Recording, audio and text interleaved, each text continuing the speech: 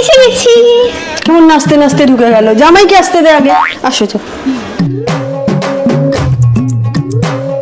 আসতে একটু দেরি হয়ে গেল না? আমি ওকে বলছি তুই চুপ কর, তোরই দোষ আছে। তুই নিশ্চয় সাজতে দেরি করেছিস, নাহলে আমার জামাই এত দেরি করে না। जोर का झटका है जोरों से लगा, हाँ लगा।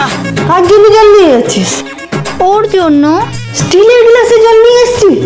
এখনো কিছু শিখলে না, কাঁচের গ্লাসে নিয়ে যা। স্টিলের গ্লাসে খেলে কি হবে? আমার জামাইটা ভালো মানুষ বলে না তোর এইসব অত্যাচারগুলো সহ্য করে যাচ্ছে। जोर का झटका है जोरों से लगा, हाँ लगा। সারা জীবন ঘেমে যাচ্ছ। আরে এসি তো চলছে, পাখা তো চলছে, তুই চুপ করে বসে আছিস কেন? একটু হাওয়া কর। কোথায় ঘেমে যাচ্ছে? এসির হাওয়া ঠান্ডা হাওয়া। হাওয়া করতে বলেছি তো, হাওয়া কর। जोर का झटका है जोरों से लगा, हाँ लगा। কি সব পাগলের মতো চালিয়েছো বলো তো? চেঞ্জ করো টিভিতে। তুই আমার সামনে আমার জামাইকে পাগল বলছিস? সরি বল। সরি সরি, চেঞ্জ করো। এ নাও মা, এটা তোমার জামাই তোমার জন্য পছন্দ করে এনেছে। কেমন হয়েছে বলো?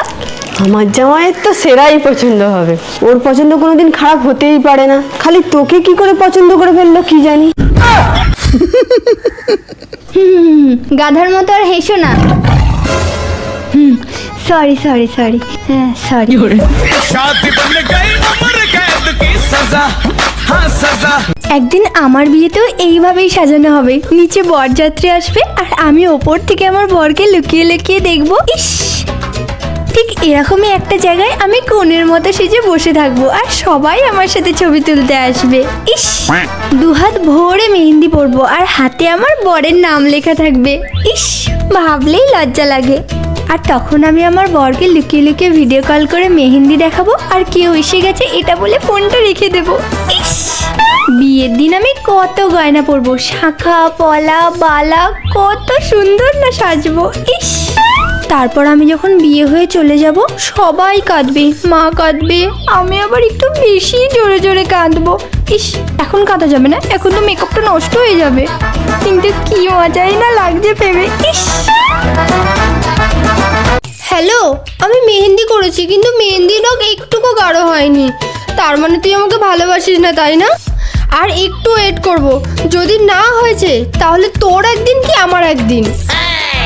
এই দেখ, আমি এইরকম মেহেন্দি করেছি। পিয়া, ও ওয়াও, তোর মেহেন্দির কালারটা কি সুন্দর এসেছে। তোর বয়ফ্রেন্ড তোকে খুব ভালোবাসে, তাই না? দেখ, সুন্দর লাগছে না? দেখ, এর মধ্যে তোর নাম কোথায় আছে বল। পিয়া, ওই মা এসে গেছে জানিস তো, ফোনটা রাখছি। দেখ দেখ, ওর হাতে মনে হয় বয়ফ্রেন্ডের নাম লেখা আছে। খোঁজ খোঁজ, দেখি দেখি। আরে নেই, কিছু নেই কিছু নেই, আরে নেই।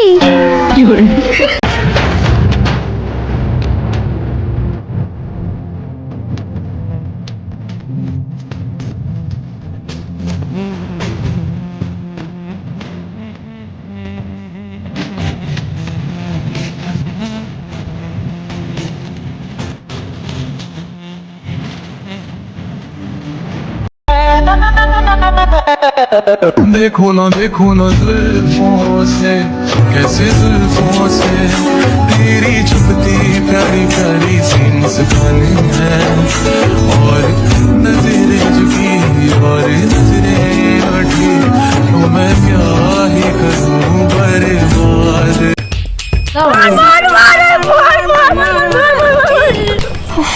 আজকালকার বাচ্চাদের অবস্থাটা দেখ শুধু। সত্যি এই বয়স থেকেই ফোন ঘাঁটতে শুরু করে দিয়েছে। দিদি তাহলে আমরা কি করব?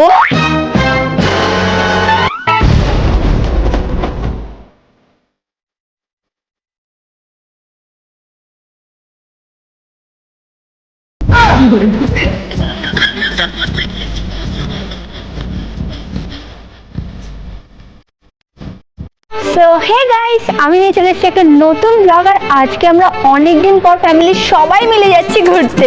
তো সবাই রেডি হয়ে চলে এসেছিল, আমরা গাড়ির জন্য ওয়েট করছিলাম। তারপর গাড়ি আসার পর সুন্দর দৃশ্য দেখতে দেখতে আমাদের ডেস্টিনেশনেও আমরা পৌঁছে যাই। যেহেতু আমাদের যেতে একটু দেরি হয়ে গেছিল, তাই জন্য আমরা ঝটপট গিয়ে রেডি হয়ে চলে যাই সুইমিং পুলে।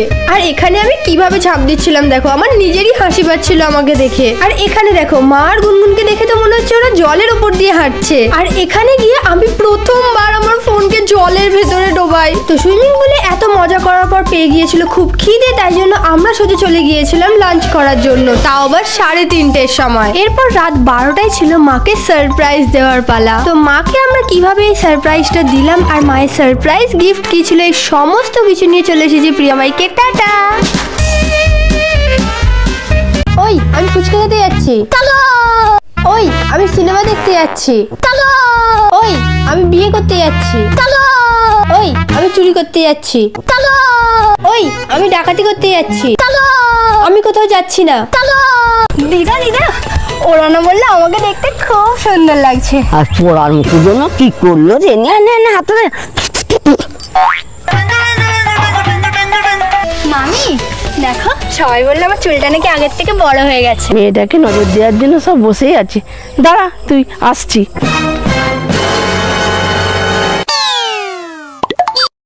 যা এটা জ্বালিয়ে দিয়ে আসি। দিদা মামি আসছি। বৌমা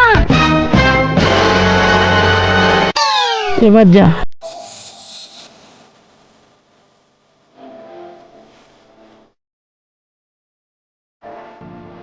তো হে গাইজ, আমি নিয়ে চলে এসেছি নতুন একটা কালার চ্যালেঞ্জ। আর ডেকোরেশন দেখে তোমরা বুঝেই গেছো আজকের চ্যালেঞ্জটা হচ্ছে 24 আওয়ার্স রেইনবো কালার চ্যালেঞ্জ।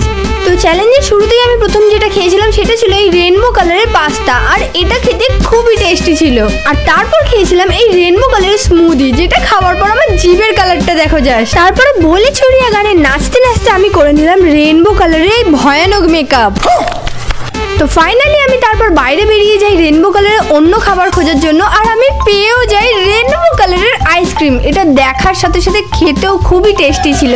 না এটাতেই থেমে থাকিনি, এরপর আমি চলে যাই স্মার্ট বাজারে নতুন কিছু পাওয়ার জন্য। এখানে প্রায় সব রকম কালারের কোল্ড ড্রিঙ্কস ছিল, কিন্তু আমি কোল্ড ড্রিঙ্কস না খেয়ে অর্ডার করে দিলাম এই রেইনবো কালারের পেস্ট্রি। তো এই রেইনবো কালার চ্যালেঞ্জ করতে গিয়ে সারাদিন আমি কি কি করেছি এই রিলেটেড একটা ফুল ব্লগ চলে এসেছে। মতো টাটা।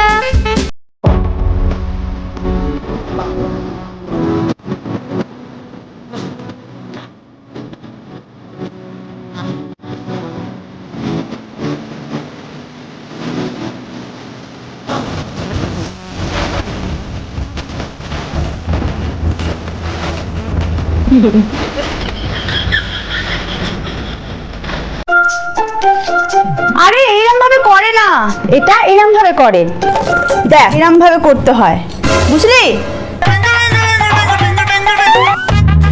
কি রে, ঝাঁট দেওয়া হয়ে গেল? দে আমাকে, দেখ একে বলে ঝাঁট দেয়া, এটা হচ্ছে পরিষ্কার। ধর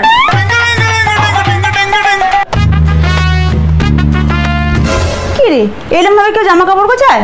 দেখ কিভাবে জামা কাপড় গোছাতে হয়, দেখ এইরকম ভাবে গোছাতে হয়।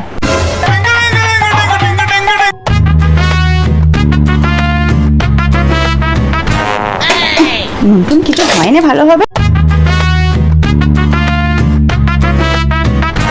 এবার ঠিক আছে। कैसे हम किसे खाना